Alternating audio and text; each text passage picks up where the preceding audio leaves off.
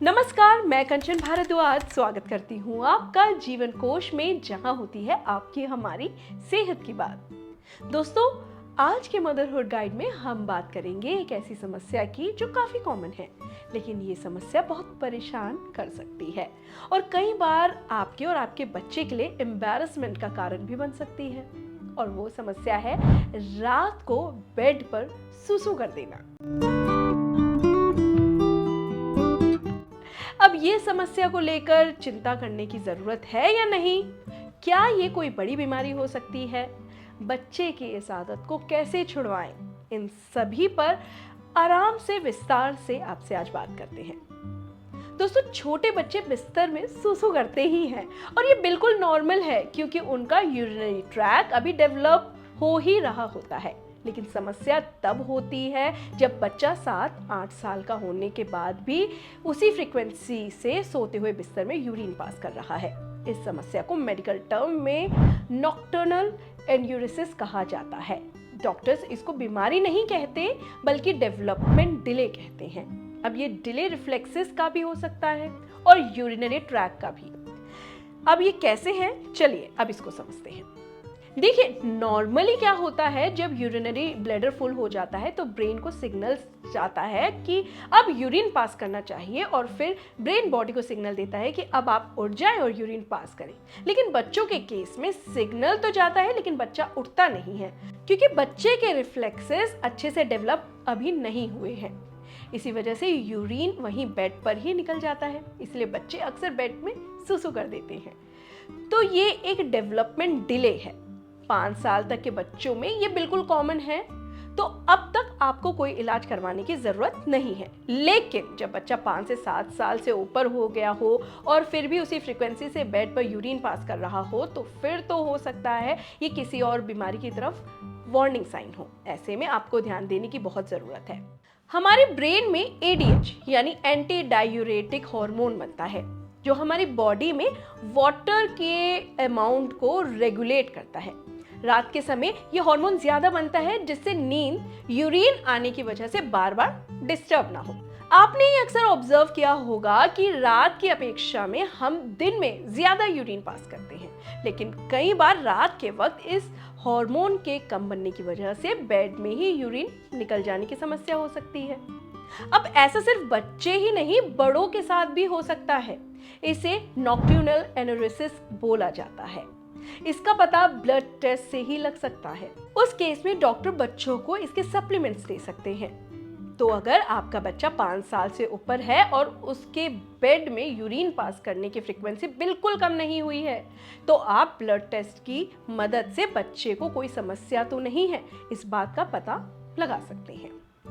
दोस्तों, बहुत जरूरी है कि आप इस कंडीशन में बच्चे को बिल्कुल डांटे ना और डराए भी ना। इससे बच्चा और डर जाएगा और समस्या कम होने की जगह बढ़ जाएगी। कई बार बच्चे डर की वजह से भी बेड पर सुसु कर देते हैं। कई बार यूटीआई की वजह से भी बच्चे यूरिन कंट्रोल नहीं कर पाते और बेड पर सुसु कर देते हैं। अगर बच्चा नॉर्मली बिस्तर गीला नहीं करता या ज्यादा गीला नहीं करता और अचानक से बिस्तर गीला करने लगे या अचानक से यूरिन की फ्रीक्वेंसी बढ़ जाए, तो आपको इसे बिल्कुल भी नजरअंदाज नहीं करना है और डॉक्टर से कंसल्ट करना है, क्योंकि हो सकता है कि बच्चे को इन्फेक्शन हो गया हो। ऐसे में हो सकता है बच्चे को यूरिन में जलन हो और कई बार इन्फेक्शन की वजह से यूरिन सेंसेशन कम होने की दिक्कत भी हो जाए, जिससे बच्चे को यूरिन आने का पता ही ना चले और बिस्तर में ही यूरिन पास हो जाए। तो ऐसे में डॉक्टर से कंसल्ट करना यहाँ पर बेहद जरूरी बन जाता है। कभी कभी बिस्तर गीला करना ऑब्स्ट्रक्टिव स्लीप एप्निया का संकेत भी है। ये एक ऐसी कंडीशन है जिसमें नींद के दौरान बच्चे को सांस लेने में दिक्कत आती है। ऐसे में यूरिन निकल सकता है, तो बच्चे के सिम्टम्स पर पूरा ध्यान दें। रात के समय बिस्तर गीला करना डायबिटीज का भी साइन हो सकता है। अगर बच्चे को ज्यादा यूरिन के साथ साथ ज्यादा प्यास लग रही है, हमेशा थका हुआ बच्चा है, अच्छी भूख के बावजूद वजन कम हो रहा है बच्चे का, इस तरह के लक्षण दिख रहे हैं, तो बिल्कुल नजरअंदाज ना करें। कई बार कुछ वजह भी हो सकती है जो बच्चे में बेड वेटिंग की समस्या को अचानक ट्रिगर कर सकती है। जैसे अगर बच्चा किसी चीज से तनाव में यानी स्ट्रेस में है, परिवार में दूसरे बच्चे का आना, नया स्कूल शुरू करना, घर से दूर होना, इसके अलावा ADHD वाले बच्चों में बिस्तर गीला करना ज़्यादा कॉमन है। ADHD यानी अटेंशन डेफिसिट हाइपर एक्टिव, एक न्यूरोलॉजिकल डिसऑर्डर है जिसमें बच्चे को ध्यान केंद्रित यानी फोकस करने में कठिनाई हो सकती है। बच्चा हाइपर एक्टिव होने की वजह से अक्सर बेचैनी महसूस करता है और एक जगह मतलब स्थिर बैठने में बच्चे को मुश्किल होती है। बच्चा आवेग में रहता है, बिना नतीजे के बारे में पहले सोचे चीज़ें कह देता है और कर देता है। ऐसे में बच्चे के रिफ्लेक्सेस भी हैम्पर हो जाते हैं और अक्सर बिस्तर गीला करने की समस्या भी हो सकती है। ऐसे में डॉक्टर से कंसल्ट करना यहाँ पर बेहद ज़रूरी हो जाता है ताकि बच्चे को राहत मिल सके। ऐसे में हम बार बार कहते हैं, ऐसे में बच्चे को बिल्कुल नहीं डांटना, ना मारना, ना चिढ़ाना, बिल्कुल डराना नहीं। कुछ घरेलू नुस्खे भी आप अपना सकते हैं जो बच्चे को राहत दिलाएंगे। बिस्तर गीला करने के पीछे वजह हो सकता है बच्चे का यूरिनरी ब्लैडर कमजोर होना। ऐसे में बच्चे को रोज 6 से 7 मुनक्का खाने को दें। इसके बीज निकालकर रात में भिगो दें और सुबह बच्चे को खाने को आप इसे दे दें। इससे यूरिनरी ब्लैडर मजबूत होगा और बिस्तर गीला करने की समस्या में धीरे धीरे सुधार जरूर आएगा। मुनक्का वैसे भी बच्चे की ओवरऑल हेल्थ डेवलपमेंट के लिए अच्छा है। आंवला खाने को जरूर दें। आंवला विटामिन सी से भरपूर रहता है जो इम्यूनिटी स्ट्रॉन्ग करता है। बच्चे को आंवले के पाउडर का काढ़ा बनाकर भी आप दे सकते हैं। गुनगुने पानी में आधा चम्मच आंवला पाउडर मिलाएं और बच्चे को दे दें। बच्चे की डाइट में अखरोट और किशमिश जरूर शामिल करें, मतलब सोने से पहले 2 अखरोट और 5 किशमिश बच्चों को दें। इससे क्या है, जो बिस्तर गीला करने की समस्या है उसमें भी धीरे धीरे सुधार होगा। और हम तो कहते हैं ये ड्राई फ्रूट्स तो बच्चों के लिए अच्छे हैं ही। 2 छुहारे डालकर दूध को खूब उबालें और फिर छुहारे बच्चे को चबाने को दें और उस दूध को भी ठंडा होने के बाद बच्चे को दें। ये काम आपको सोने से 2 घंटे पहले करना है। कई बार बच्चे के पेट में कीड़े होने की वजह से भी बच्चे बिस्तर गीला कर देते हैं।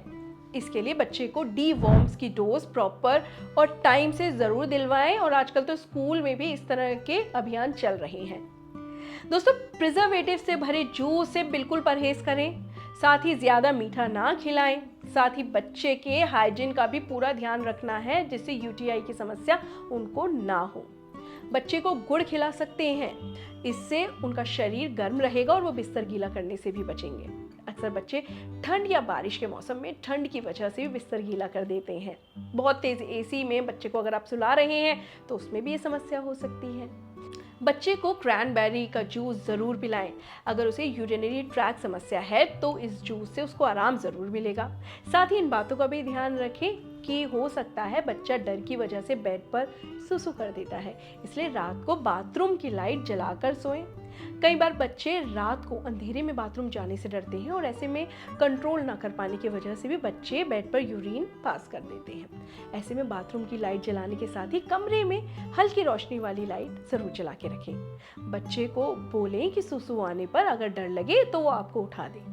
कई बार बच्चे डर की वजह से पेरेंट्स को नहीं उठाते, तो उन्हें विश्वास दिलाएं कि आपको जगा सकते हैं और आप पेरेंट्स को बोलने में कोई भी हर्ज नहीं है। बच्चों से काफ़ी आप फ्रेंडली एक माहौल बनाएं जिससे बच्चा इन चीज़ों से बिल्कुल भी ना डरे और ना ही आपसे डरे। रात में सोने के करीब 2 घंटे पहले बच्चे को डिनर करवा दें। अगर आपके बच्चे को बेड वेटिंग की समस्या है तो सोने से 2 घंटे पहले किसी भी तरह का लिक्विड जैसे दूध, चाय, ये सब देना अवॉइड करें। अगर बच्चे को प्यास लगे तो सिर्फ 2 से 3 घूंट पानी दे सकते हैं। पूरा ग्लास भर के पानी देना भी अवॉइड करना है। सोने से पहले बच्चे को सूसू करने को जरूर बोलें। अपने बच्चे को सोने से पहले पेशाब करने की आदत डालें। अगर पेशाब किए बिना बच्चा सो जाए तो उसे उठाकर सुसु करने के लिए बोलें। अगर बच्चे को अक्सर कॉन्स्टिपेशन रहती है तो कब्ज का प्रॉपर ट्रीटमेंट करवाएं। ज्यादा कब्ज की वजह से भी बच्चा ये आदत नहीं छोड़ पाता। बेड वेटिंग अलार्म सेट करें। पहले नोटिस करें कि आपका बच्चा रात में किस समय के दौरान पेशाब करता है, फिर उस समय से कुछ देर पहले का अलार्म लगाएं और रात के समय बच्चे को जगाकर पेशाब करने के लिए कहें। ऐसा करने से धीरे धीरे बच्चे के रिफ्लेक्सेस मैच्योर होंगे और धीरे धीरे बच्चा खुद ही उठकर वॉशरूम जाने लगेगा। इन सभी बातों का ध्यान रखने के बाद भी अगर समस्या ज्यों की त्यों बनी हुई है तो डॉक्टर के पास जरूर बच्चे को लेकर जाएं। डॉक्टर डायग्नोसिस के बाद बच्चे के लिए मेडिकल ट्रीटमेंट या बिहेवियरल थेरेपी जो भी सही होगा वो रिकमेंड करेंगे, जिससे ये समस्या आराम से कंट्रोल हो जाएगी। बस आपको ना खुद घबराना है और ना बच्चे को डराना या डांटना है। अगर आप भी इस समस्या से जूझ रहे हैं और कोई हमारा ऐसा सवाल रह गया हो जो आपके मन में चल रहा हो, हमें कमेंट बॉक्स में ज़रूर बताएं। और हाँ, क्या ये समस्या आपने भी फेस की है कि बच्चा जाने अनजाने में कुछ मुंह में डाल के और वो निकल गया हो? अगर आपका छोटा बच्चा है और आपको डर लगता है कि ऐसी समस्या आपके साथ ना हो, तो इस वीडियो पे क्लिक करके आप पूरी जानकारी ले सकते हैं। और साथ ही जीवन कोश को सब्सक्राइब करना बिल्कुल ना भूलें। मदरहुड गाइड में हम इसी तरह के इंटरेस्टिंग एपिसोड आपके लिए लाते रहते हैं। अब मुझे दीजिए इजाजत। नमस्कार।